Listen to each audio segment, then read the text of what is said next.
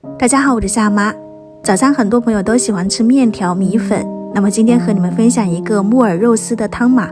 味道很香，很好吃，就是一家人大人小孩都喜欢吃的。我们湖南早餐店基本上都有这个菜码。我用的是这种头茬的毛木耳，它这种口感是很好吃的，然后一朵泡出来是超大的，大概5、6朵就可以了。或者家里是那种小木耳就多泡一点，然后清洗干净后切成细丝。准备1斤多的这种猪腿肉，前腿后腿都可以，把猪皮去掉，切成厚片，再切成肉丝。它这种后腿肉切起来就是比较方便，但前腿肉是好吃一点的。锅里倒入食用油，冷油就可以下入我们切好的肉丝，翻拌均匀，再开大火，慢慢的给它炒。炒的时候它变色是很快的嘛，大概1分钟左右，它这个肉就变颜色了。你就可以放入一点点这种姜丝去腥，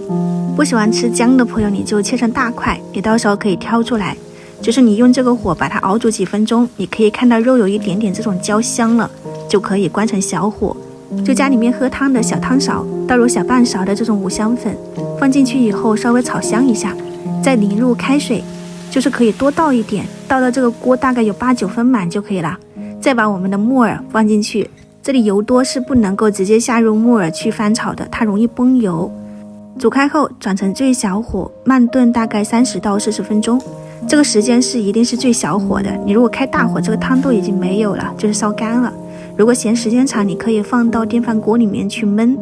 然后出锅以后加上小半勺的盐，一点点味精，然后搅拌均匀调味就可以了。这个木耳肉丝这个汤底真的很鲜美的，就是这种肉汤不要浪费了，倒上一点鹌鹑蛋或者是鸡蛋，就是这种满满的肉香，木耳肉丝的汤码就搞定了，非常简单。早餐的话呢，你就是把米粉烫煮一下，或者是煮个面条放到碗底，然后淋上2到3勺的这种汤，再放上菜码，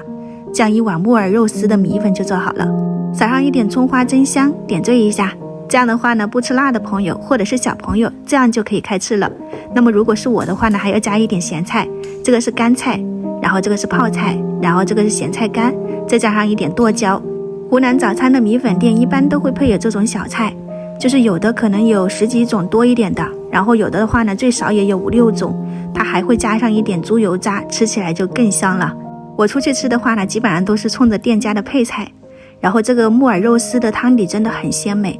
如果你也喜欢，可以把这个视频点赞收藏起来，在家里面去尝试一下。我是夏妈，我们下次再见。